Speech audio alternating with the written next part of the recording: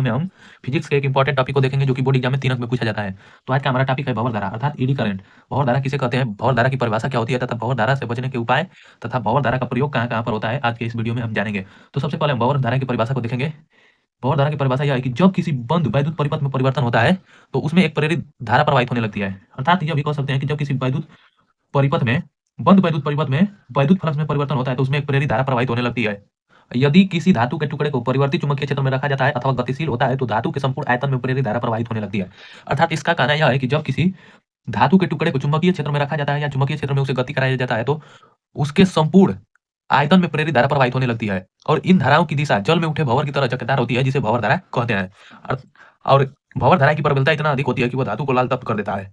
अर्थात भंवर धारा की परिभाषा यह है कि जब किसी वैद्युत परिपथ में परिवर्तन होता है अर्थात धारा के मान को बढ़ाया जाता है या घटाया जाता है तो उसमें एक प्रेरित धारा उत्पन्न हो जाती है। और यदि उस प्रेरित धारा के चुंबकीय क्षेत्र में किसी धातु के टुकड़े को रखा जाता है या धातु के टुकड़े को गति कराया जाता है तो उस धातु के संपूर्ण आयतन में प्रेरित धारा प्रवाहित होने लगती है और इन धारा की दिशा जल में उठे भंवर की तरह चक्करदार होती है जिसे भंवर धारा कहते हैं। और भंवर धारा की प्रबलता इतना अधिक होती है कि वह धातुओं को लाल तप्त कर देता है जिसे भंवर धारा कहते हैं। आइए इस फिगर के माध्यम से इसे समझने की कोशिश करते हैं। तो यहाँ हम एक परिपथ बना लिए जिसका नाम ABCD है और इसमें हम एक बैटरी कुंजी तथा एक धारा नियंत्रक लगाकर एक बंद परिपथ की रचना किए हैं। धारा नियंत्रक से हम धारा के मान को बढ़ाएंगे या घटाएंगे तो इसमें धारा का मान बढ़ेगा और घटेगा जिसके कारण इसमें एक प्रेरित विद्युत वाहक बल उत्पन्न होगा और प्रेरित विद्युत वाहक बल के कारण एक हमारा प्रेरित धारा उत्पन्न हो जाएगा, प्रेरित धारा। और इस धारा का संरचना जल में उठे भंवर की समान चक्करदार होती है जिसे भंवर धारा कहते हैं। और ये भंवर धारा बहुत ही प्रबल होती है जो इस धातु के टुकड़े को तप्त लाल कर देती है। चलिए अब हम भंवर धारा के से बचने के उपाय को जानेंगे।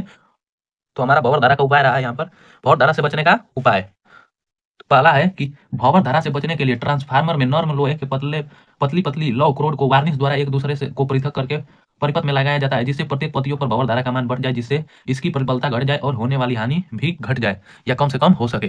तो भंवर धारा से बचने के लिए हम जो ट्रांसफार्मर होता है उसमें नर्म लोहे की पतली पतली क्रोड को वार्निश द्वारा एक दूसरे से पृथक करके परिपथ में लगाया जाता है और इससे जो भंवर धारा होती है वो विभिन्न पत्तियों पर बढ़ जाती है जिससे परिपथ में कम से कम हानि होती है या हानि होने से बच जाती है। आपने देखा होगा कि ट्रांसफार्मर में एक नर्म लोहे की पत्ती होती है जो ई आकार की होती है, ई आकार की इस तरह आपने देखे होंगे कभी।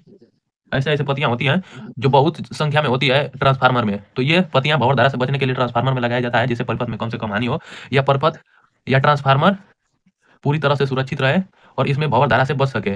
और दूसरा है कि भंवर धारा से बचने के लिए तार का प्रतिरोध उच्च होना चाहिए। भंवर धारा से बचने के लिए तार का प्रतिरोध अधिकतम होना चाहिए जिससे भंवर धाराएं क्षीण हो जाती है। और भंवर अगर तार का प्रतिरोध कम रहेगा तो भंवर धाराएं प्रबल हो जाती है और तार का प्रतिरोध अधिकतम या उच्चतम रहेगा तो भंवर धाराएं कम हो जाती है। अर्थात भंवर धारा का मान चालक तार के प्रतिरोध पर निर्भर करता है। तो चलिए अब जानते हैं कि भंवर धारा का उपयोग कहाँ-कहाँ पर किया जाता है। तो भंवर धारा का उपयोग, तो भंवर धारा का सबसे पहला उपयोग है कि प्रेरण भट्ठी में जो लौह धातुएं होती है उनको गलाने के लिए या उनका आकार बदलने के लिए प्रेरण भट्ठी में भंवर धारा का प्रयोग किया जाता है। और दूसरा है कि प्रेरण मोटर में, तीसरा वैद्युत ब्रेक में भंवर धारा का उपयोग प्रेरण भट्ठी में, प्रेरण मोटर में और वैद्युत ब्रेक में और इत्यादि में किया जाता है। तो उम्मीद करता हूँ दोस्तों कि आपको भंवर धारा तथा भंवर धारा से बचने के उपाय और भंवर धारा के उपयोग आपको बहुत ही बढ़िया से समझ में आया होगा। यदि वीडियो पसंद आया होगा तो इसे ज़्यादा से ज़्यादा लाइक शेयर और चैनल को सब्सक्राइब करना ना भूलें।